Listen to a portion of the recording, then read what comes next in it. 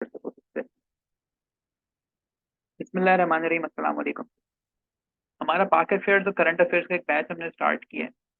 और इसके अंदर जो कुछ ऐसे टॉपिक्स हैं जिनका आपको पता है कि ये मस्ट आते हैं पेपर में, ठीक है। अब ये जो पेपर में आते हैं तो इनकी डायमेंशंस क्या होती हैं, इनको कैसे प्रिपेयर करना होता है, तो उसके लिए फिर मैंने पहला एक तरीका ये निकाला कि आप सबसे पहले देखें, मैंने यहाँ पे हेडिंग डाली इकोनॉमी ऑफ पाकिस्तान, और आपने भी ऐसे ही करना है, ठीक है। जैसे इकोनॉमी ऑफ पाकिस्तान पे सबसे पहले हम ये देखेंगे कि एग्जामिनर हमसे पूछ क्या क्या सकता है।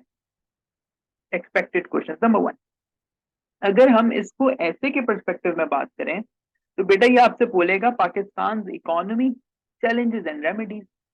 एक इसकी डायमेंशन ये बन सकती है कि जी मुझे चैलेंजेस भी बताओ, मुझे उसके सोल्यूशंस भी बता दो। एक बन सकती है डायमेंशन। दूसरी डायमेंशन क्या बन सकती है कि इकोनॉमी ऑफ पाकिस्तान हमेशा से ही मसाइल का शिकार रही है, ठीक है। What are the factors responsible for deteriorating economy, मतलब के खराब इकोनॉमी के फैक्टर्स क्या क्या हैं। Suggest some measures to uplift it. मतलब पहले वाला जो टॉपिक था आपका वो बहुत कॉन्ट्रैक्ट फॉर्म में था, इसके अंदर एक्सप्लेन फॉर्म में ये सवाल आ सकता है। और अगर आप स्पेशल का पेपर देखें करंट अफेयर्स का तो उसके अंदर इकोनॉमी पे सवाल थे। लास्ट आपके पास trace out the reasons behind the inflation in Pakistan. अब यहाँ से क्या कनेक्ट किया कि महंगाई जो हो रही है पाकिस्तान में उस पर बात कर रहा है, ठीक है। अच्छा, और आगे क्या कहता है, discuss some remedies to heal the damage. आपका यही एक क्राइटेरिया होना चाहिए कोई भी काम शुरू करने से पहले कि टॉपिक है क्या और उस टॉपिक से कौन कौन से सवाल बन सकते हैं। ये पॉइंट समझ में आया। क्योंकि अगर मैं इकोनॉमी की बात करूं ना तो इकोनॉमी में बेटा कॉजेज हैं, इम्पैक्ट्स हैं, चैलेंजेस हैं और उसकी रेमेडीज हैं, दैट्स इट। यही चार और इसी चार में घूमेगा सवाल, ठीक है। सो सबसे पहले जब हम सवालात लिख लेते हैं ना तो हमें पता चल जाता है। अब हम क्या करते हैं, हम एक जनरल आउटलाइन बनाते हैं। जनरल आउटलाइन मतलब कि अगर एक जनरल सवाल आता है तो हम उसको कैसे अटेम्प्ट करेंगे। नंबर वन, इंट्रो देंगे। उसके बाद हम बताएंगे इकोनॉमी है क्या, इकोनॉमी किन किन चीजों पे डिपेंड करती है और उसकी इंपॉर्टेंस क्या है, ठीक है। ये आपका सेकंड क्या हो जाएगा, दो आपके पॉइंट्स हो जाएंगे इसमें। अब इकोनॉमी है क्या, उसकी डेफिनेशन इकोनॉमी की, इकोनॉमी एक नेशन की किस किस फैक्टर पे डिपेंड करती है और इकोनॉमी जरूरी क्यों है, इसके ऊपर आपने एक पैराग्राफ बिल्ड करना है, सही। क्योंकि पाकिस्तान रिलेटेड सवाल है तो आप यहाँ पे देंगे थर्ड पे N overview of historical economic conditions of Pakistan, कि पाकिस्तान की इकोनॉमी कैसी चली है शुरू से, ठीक है। और ये भी कोई लेंदी नहीं जाएगा because this is not the major part of your question. आप इसको लिखेंगे मिनिमम 10 से कोई 15% लिखेंगे। 1 मिनट का ब्रेक दीजिएगा, मैं दोबारा कंटिन्यू करता हूँ।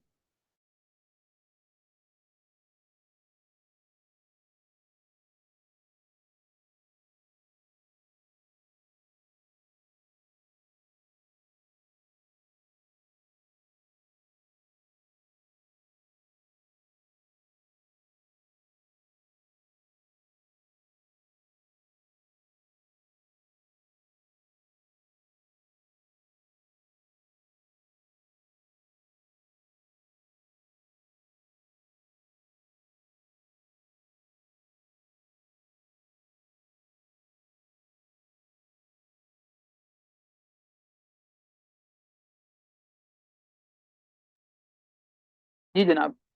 अच्छा, अब ये जो है आप इसको खुद बेहतर बना सकते हो। जितने स्टूडेंट्स क्लास के अंदर है बेटा, मैंने आपको आउटलाइन शेयर कर दी, an overview of historical economic conditions of Pakistan. आप ये किसी भी book, note, chat GPT, Google से बहुत अच्छा तैयार कर सकते हो।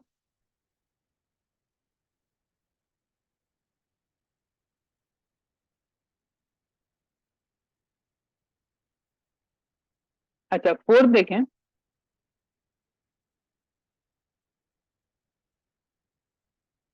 Factors responsible for poor economic performance. अब अगर वो फैक्टर्स पूछता है तो आपने फैक्टर्स बताने हैं कि इकोनॉमिक परफॉर्मेंस हमारी बुरी क्यों है, वो फैक्टर्स बता देंगे।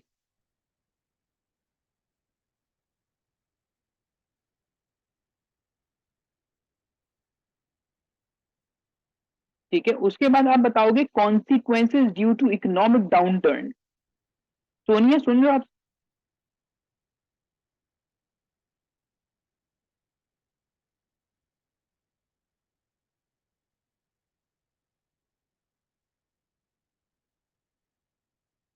Consequences due to economic downturn का मतलब क्या है कि जी उससे क्या मसाइल हैं?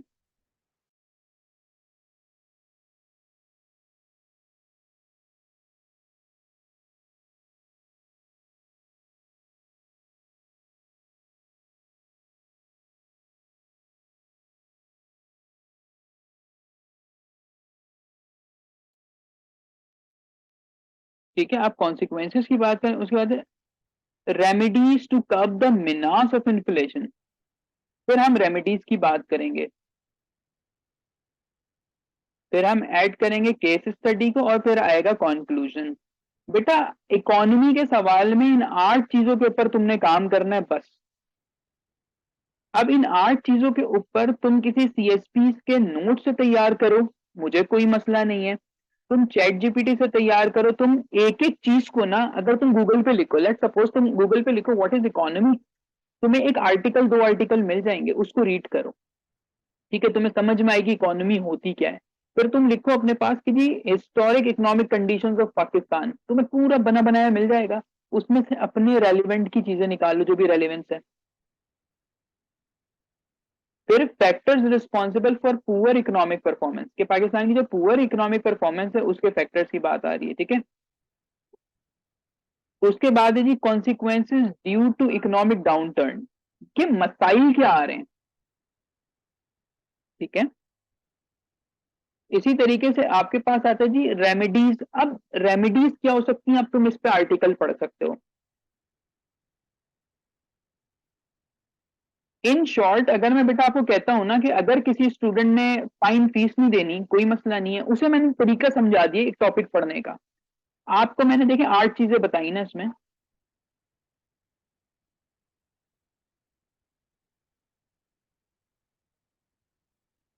अब आप मुझे बताइए कि अभी तक आपका कोई सवाल है तो बताएं।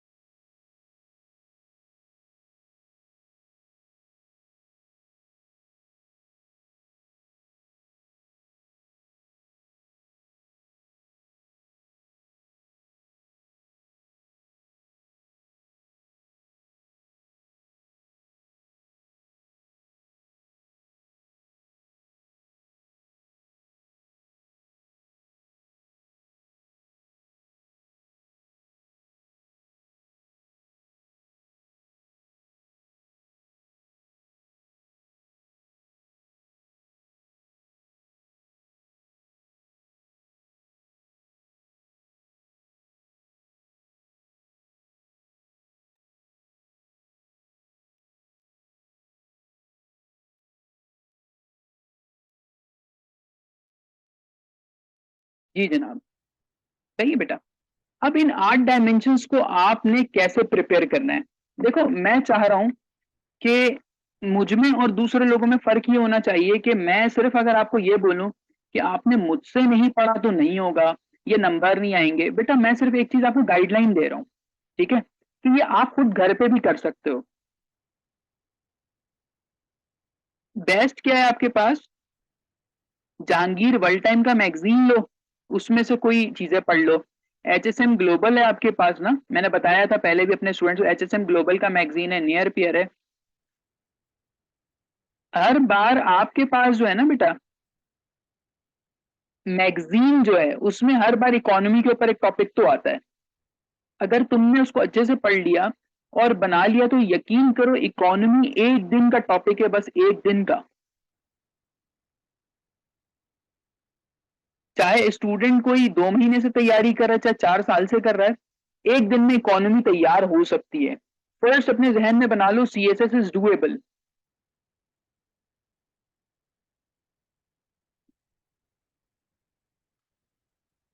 ठीक है, अब बेटा हम सवाल को स्टार्ट कैसे करते हैं, सीएसएस का कोई भी सवाल हो वो स्टार्ट कैसे होगा, परेशान नहीं होना, नोट्स मैं प्रोवाइड करूंगा, ये जो चीजें चल रही है ना ये मैं प्रोवाइड करूंगा आपको।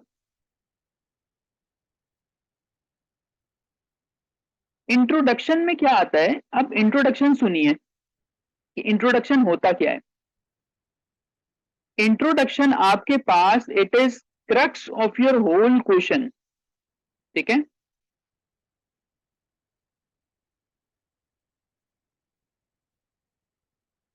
बेटा तुमने जो जो इस सवाल में बताना है ना वो तुम अपने इंट्रोडक्शन में लिखोगे। मिसाल के तौर पे, Pakistan has always remained in complex web of social, economic and political issues. हमने इश्यूज की बात की। Economy is considered as the backbone of any country, economy जो है वो बैकबोन है हर कंट्री की। फिर हमने कहा Pakistan backbone is under tremendous pressure, which means I am talking about the consequences. There are a lot of challenges present, yet a lot more can be done। बेटा ये रेमेडीज आ गई,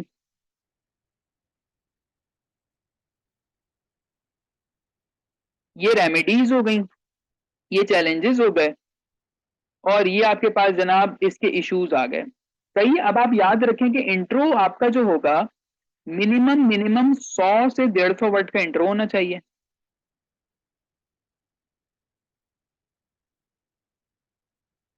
ठीक है, 100 से 150 वर्ड होने चाहिए। और बेटा it is a summary of your whole question. जल्दी से बताओ ये पॉइंट समझ में आया।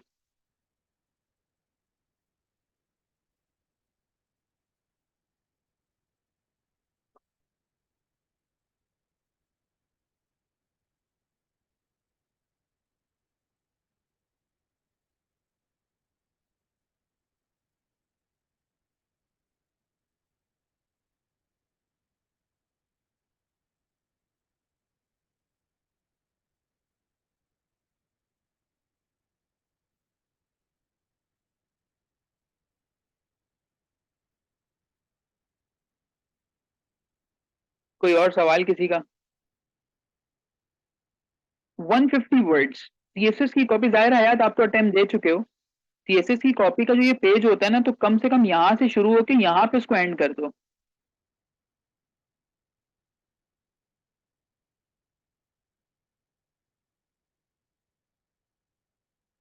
ठीक है, यहाँ तक इंट्रो होना चाहिए। Again this is not mandatory और फिक्स नहीं है ये।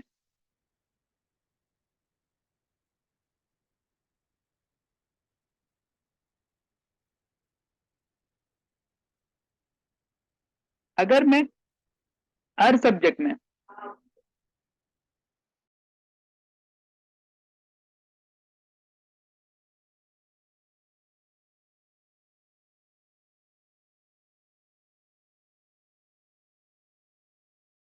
आउटलाइन देखें, ये मैंडेटरी है नहीं है, मर्जी आपकी। क्योंकि देखो सीएसएस में अगर हम रियल टाइम की बात करें, आपके पास इतना टाइम होता ही नहीं है।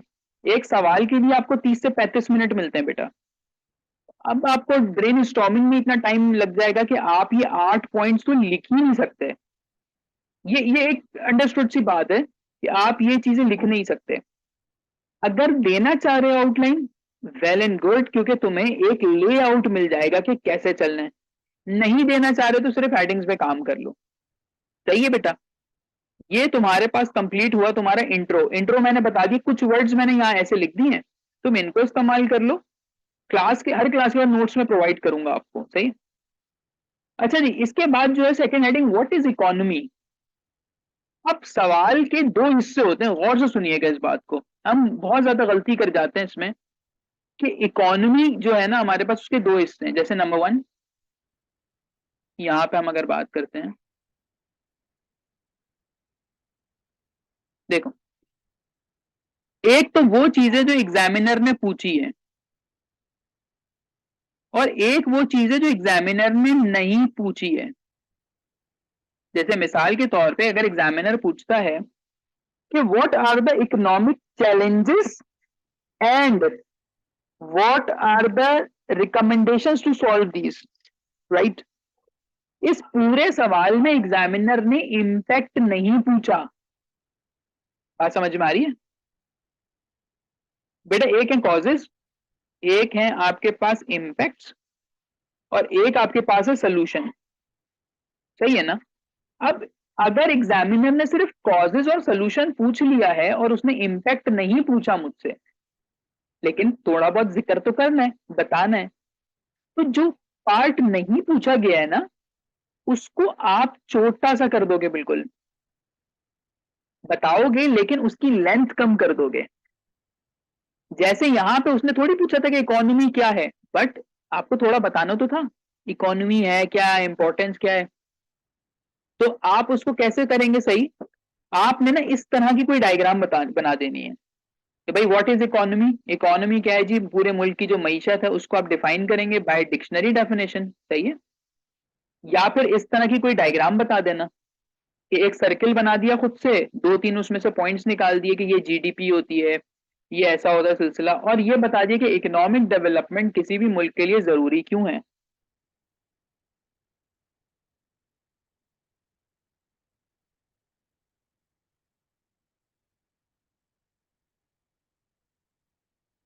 ठीक है, आगे चलें जी।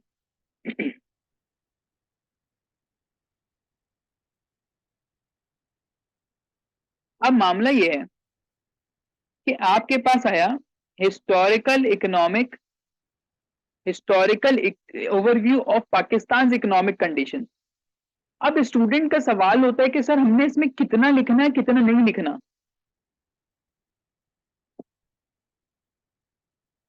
इसके अंदर मैं आपको एक चीज बता सकता हूं कि या तो आप मेरी तरह पैराग्राफ में लिखिए, या आप ना इस तरह से डब्बे शब्बे बना दें कि पाकिस्तान में जी, गौर से सुनिएगा कितनी एजेस आई हैं, लेट सपोज हम इसको तोड़ लेते हैं।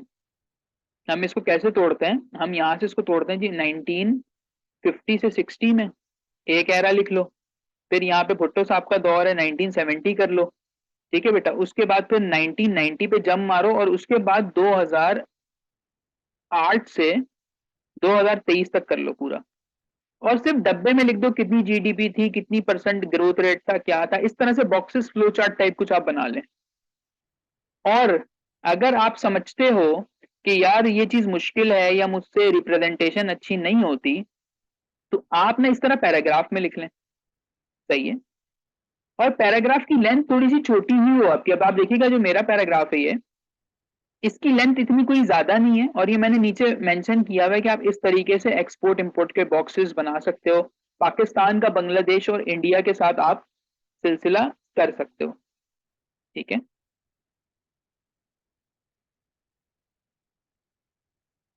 जी बेटा, यहां तक समझ में आ गया पॉइंट? आपको अपने पेपर को अंडरस्टैंडेबल बनाना है, इतना खूबसूरत वे में प्रेजेंट करना है एग्जामिनर के आगे कि वो आपको 20 में से एटलीस्ट कोई 10 से ऊपर नंबर दे। राइट? किसी स्टूडेंट का कोई सवाल इस पॉइंट तक? ये सारी चीजें मैंने स्पेशल के अंदर इंप्लीमेंट भी की हैं, तो अल्हम्दुलिल्लाह इस चीज के ऊपर मेरी एक कमांड भी है।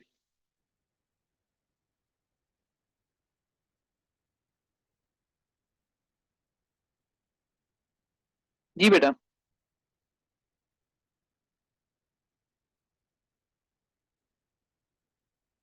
क्लियर है, गुड। अब आगे देखें कि जो भी आप फैक्ट और फिगर दोगे, जो भी बॉक्स बनाया, कोई भी बात की, या मिसाल के तौर पे किसी स्टूडेंट ने एक पैराग्राफ लिखा, उसने मुशर्रफ की पॉलिसीज बता दी इकोनॉमी चलाने के लिए, फिर उसने डेमोक्रेटिक पार्टीज की जितनी भी हमारी पाकिस्तान में आई हैं उनकी पॉलिसीज बताई। बेटा उस कनेक्शन को जरूर मिलाना। जैसे यहाँ पे मैंने क्या लिखा है, these facts and figure are clearly pointing out that after a shaky start, Pakistan's government has tried to stabilize the economy, but policies, sorry, were always good on paper, yet implementation has always remained a far-fetched dream. हमारा जो CSS aspirant होता है वो क्या समझता है कि मैंने एक कोटेशन दे दी और फिर मैं अपना ऐसे शुरू कर दूं, मैंने एक फैक्ट एंड फिगर दे दिया और मैं उसको शुरू कर दूं। बेटा उसका कनेक्शन तो लगाओ कुछ ना कुछ, उसको समझाओ तो सही,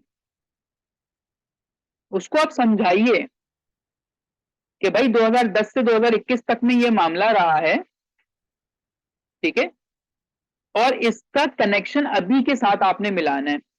ओके, मीनवाइल लिखते लिखते आपने ऐसी चीजें भी लिखनी है जैसे डार्क करके कि जी 1950 में या 1951 में हमने चाइना को लोन दिया था।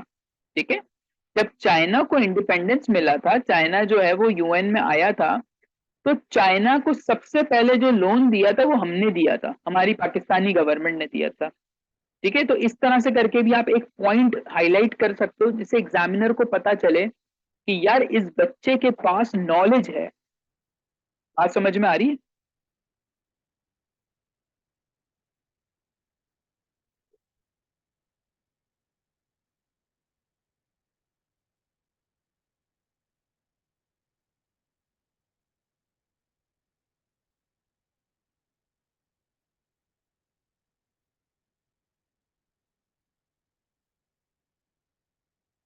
ओके, सोनिया आपको समझ में आ रहा है पॉइंट? हयात, कोई ऐसा स्टूडेंट जिसको कोई भी एम्बिग्यूटी हो कि सर इसमें प्रॉब्लम आ रही है, इसको कैसे टैकल, अभी पूछ लो, वो क्लियर हो जाएगा। नोट्स में प्रोवाइड करूंगा आपको, ये जो मेरा सेशन होगा इसमें हर सवाल का नोट्स मिलेंगे, यही सारा कुछ मिलेगा आपको। Okay, once you are done with these prerequisites of a question, तो ये प्री रिक्विजिट्स का क्या मतलब है कि भाई एक सवाल को एक्सप्लेन करने के लिए मुझे कुछ टर्म्स बतानी होती है, वो मैंने बता दी। अब आते हैं हम अपने मेन सवाल पे। मेरा मेन सवाल कहता है factors responsible for poor economic conditions.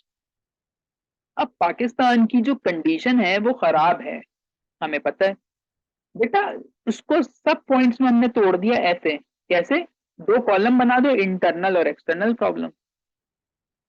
तुमने एग्जामिनर के लिए इतना आसान कर दिया कि अच्छा फैक्टर्स है तो कौन कौन से? सर ये इंटरनल या एक्सटर्नल।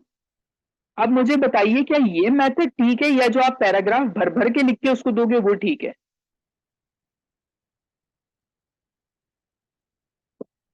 ये चार्ट वाला मेथड ज्यादा बेहतर होता है, ठीक है ना? अच्छा, अब क्या करना है कि आपने इंटरनल प्रॉब्लम्स, अब इंटरनल प्रॉब्लम्स क्या है? जो आपके मुल्क के अंदर की प्रॉब्लम्स हैं। भाई पाकिस्तान का क्या मसला है? पाकिस्तान का पहला मसला है पुअर टैक्स मैकेनिज्म। हमारे यहाँ टैक्स जितना होना चाहिए उतना लोग पे नहीं करते। फिर हमारी जो इंडस्ट्रीज हैं उसमें इंडस्ट्रियल सेक्टर जो है हमारा, वो काम नहीं कर रहा। डोमेस्टिक में हमने गैस नहीं है, पानी नहीं है, बिजली नहीं है। Loss incurring SOE, state owned enterprises होते हैं आपके, वो इदारे जो गवर्नमेंट चलाती है, पीआईए, स्टील मिल, रेलवे, ये सब के सब घाटे में, मतलब सबके सब लॉस में। इनफॉर्मल इकोनॉमी, इनफॉर्मल इकोनॉमी क्या होती है? ये जो कैश, हार्ड कैश में लेन देन होती है ना आपकी, ये इनफॉर्मल इकोनॉमी है। राइट, कि भाई हम इतने का सामान आपसे ले रहे हैं, तो जब आप लाखों रुपए की ट्रेड कर रहे हो वाया कैश, तो इसमें गवर्नमेंट इन्वॉल्व नहीं है, इसमें बैंकिंग चैनल्स इन्वॉल्व नहीं है, तो टैक्स बच जाता है हमारा। और आखिरी में आता है सर्कुलर डेट। डेट कहते हैं कर्ज को, ठीक है? अब मिसाल के तौर पे अब सोनिया है क्लास में, मासूमा मौजूद है, हयात है, और मैं हूं, हम चार लोग हैं, ठीक है? अब मैं आपको इससे मिसाल समझाता हूँ कि सर्कुलर डेट होता क्या है। लेट सपोज कि यहाँ मैं हूं और मुझे जो है, मतलब मैं बड़ा हूं, मैं रन करता हूँ सारी चीजें, तो मैंने सोनिया से कुछ पैसे लिए और मैंने सोनिया को कहा कि जी सोनिया, मैंने कोई काम कराना है अपने मुल्क के अंदर, तो आप मुझे लोन दे दो। सोनिया ने मुझे लोन दिया। तौसीफा ने मुझे जो है वो ऑलरेडी कुछ पैसे उधार दिए हुए थे, तो मैंने क्या किया, सोनिया से पैसे पकड़ के मैंने तौसीफा को दे दिए कि चलो भाई तुम्हारा तो कर्जा मैंने क्लियर किया।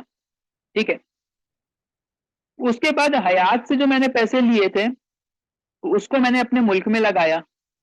फिर सोनिया की डेडलाइन आ गई तो फिर मैंने किसी तीसरी पार्टी से पैसे पकड़ के मैंने सोनिया को रिटर्न किए। इन शॉर्ट वापडा जो है वो गवर्नमेंट ऑफ पाकिस्तान से पैसे ले रहा है। गवर्नमेंट ऑफ पाकिस्तान को वापडा को देने के लिए पैसे नहीं है तो वो किसी और से पैसे ले रहा है। तो इसको कहते हैं कि उधार पे उधार चलो जा रहा है, हमारा उधार में ही घूम रहे हैं हम। सऊदिया, चाइना, ईरान, यूएसए, इंडिया, जिससे आपको जो पैसे मिल रहे हैं ना आप उस पर चल रहे हो। ये पॉइंट समझ में आया आपको? ये हमारी इंटरनल प्रॉब्लम है।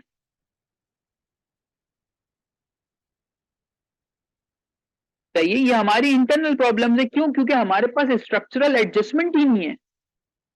वो हम बात करेंगे फिर कभी कि स्ट्रक्चरल एडजस्टमेंट क्या होती है और सारा कुछ सिलसिला। अच्छा, अब आ जाते हैं आप एक्सटर्नल प्रॉब्लम्स पे आ जाए अपनी। What are external problems? बेटा एक्सटर्नल प्रॉब्लम्स आपकी होती हैं जो आपके मुल्क से बाहर की हो। मिसाल के तौर पे करंट अकाउंट डेफिसिट। ना, what is current account deficit? Current account deficit होता है कि जब आप खरीदते ज्यादा हो और बेचते कम हो। ठीक है, ये एक्सटर्नल प्रॉब्लम आ गई।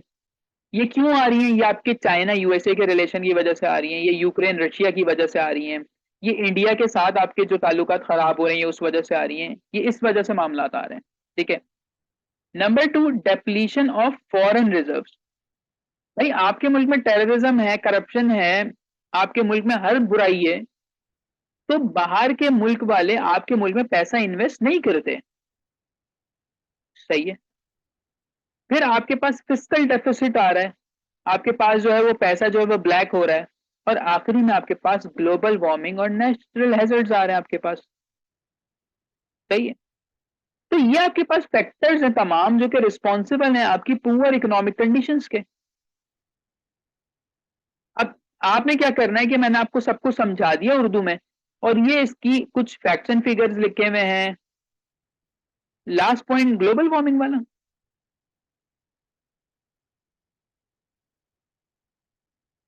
कि कैसे इसको आप इसमें बताएं ना कि पाकिस्तान में ठीक चल रहा था मामला, कोविड आया, इकोनॉमी डाउन हुई, उसके बाद फ्लड्स आ गए आपके, आपकी इकोनॉमी डाउन हो गई। आप लिंक करना सीखें चीजों को, एक बड़े इवेंट को छोटी छोटी चीजों से लिंक करें। अच्छा, अब इसके अंदर का जो डेटा है वो सारा कुछ यहाँ लिखा हुआ है। ठीक है। तो बेटा ये सब क्या है, ये मैं आपको भेज दूंगा। ये सारे प्रॉपर नोट्स बने हुए और मैंने खुद ही बनाए, मेरे हाथ के बने हुए। तो ये तो हो गया आपके पास पाकिस्तान की इकोनॉमी इश्यूज। अब जरा देखते हैं कि इनसे हमारे पास कॉन्सिक्वेंसेस क्या आ रहे हैं। इनसे हमारे पास कॉन्सिक्वेंसेस ये हैं कि गुर्बती है, जहालत है, एनर्जी क्राइसिस है, क्राइम रेट बढ़ रहा है, पॉलिटिकल इंस्टेबिलिटी बढ़ रही है। अगर तुम इन पांचों पे 100 वर्ड का पैराग्राफ भी लिखो तो 500 वर्ड में तुम्हारा कॉन्सिक्वेंसेस हो जाएगा खत्म। इनफ है। सही है। और ये ऐसी चीजें जिसपे तुम फ्री राइटिंग करो, बस इलिटरेसी का तुम्हें पता हो कि लिटरेसी रेट हमारे मुल्क का कितना है, और उसके बाद फिर यू आर फ्री कि आप जो है कुछ भी इसके अंदर लिख दें, कोई मसले की बात नहीं है। और हेडिंग्स प्रॉपर होनी चाहिए बस।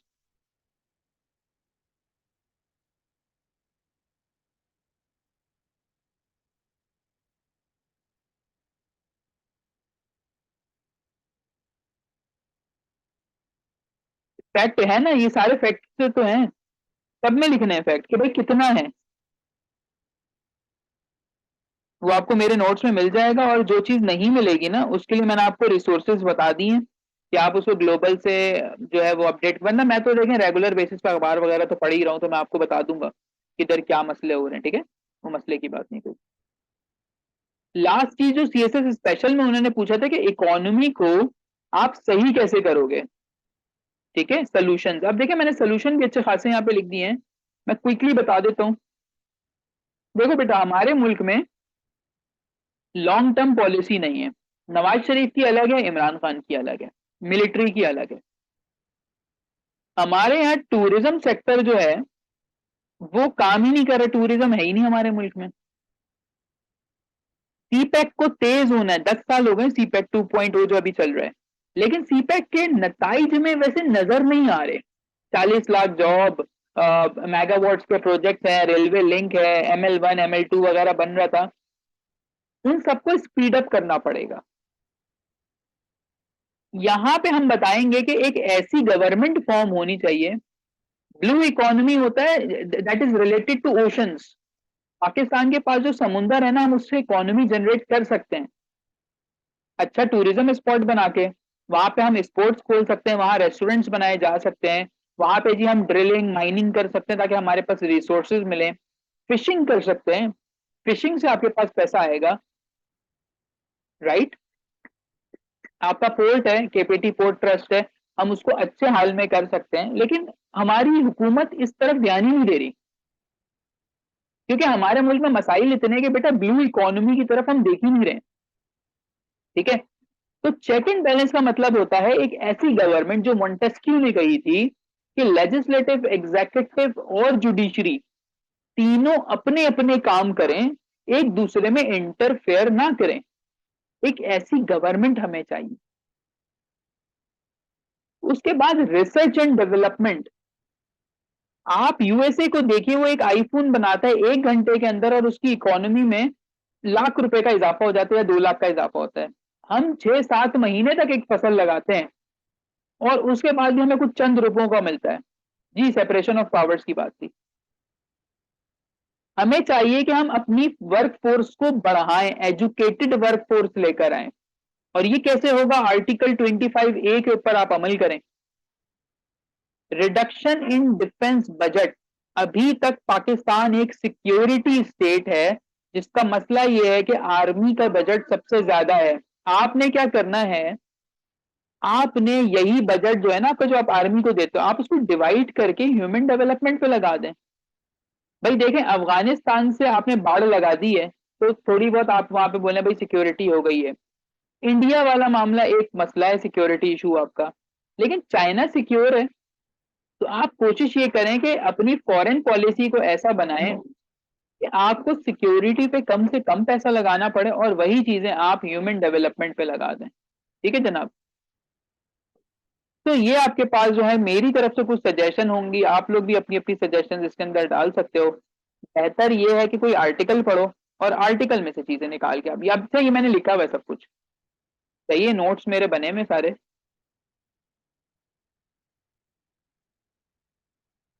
अच्छा, ये केस स्टडी भी मैंने डाल दिया बांग्लादेश और सिंगापुर की ना, तो कि बांग्लादेश ने कैसे की तरक्की और ये वो सारा कुछ मामला आपको मिल जाएगा इसके अंदर।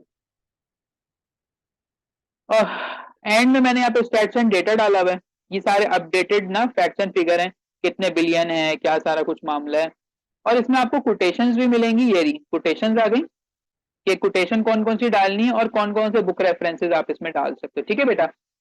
सो ये वो चीजें हैं जिसमें मैंने इंप्लीमेंट किया और अलहमदुल्ला अच्छे मार्क्स है मेरे इसमें। और ये आपको समझ में भी आ रही होंगी, मतलब मैं कोई ऐसे कोई दूसरी दुनिया की बात नहीं कर रहा, मैं आपको हर चीज का रेलिवेंट तरीका समझा रहा हूँ, आउटलाइन बता रहा हूँ। तो यार ये एक मेरी छोटी सी एक स्टार्ट की एक इनिशिएटिव लिया है। मैं नोट शेयर करूंगा, 500 इसकी फीस है टोटल पूरे सेशन की, इसमें 10 टॉपिक्स होंगे, प्री और पोस्ट दोनों मिला के। तो इंशाल्लाह ये मैं ग्रुप में डाल दूंगा, तो आप लोग देख लीजिएगा। जो स्टूडेंट भी इंटरेस्टेड हो काइंडली वो मुझसे रब्ता कर लें। ख्याल रखिएगा, ये रिकॉर्डिंग मैं आपको भेज दूंगा। अल्लाह हाफिज।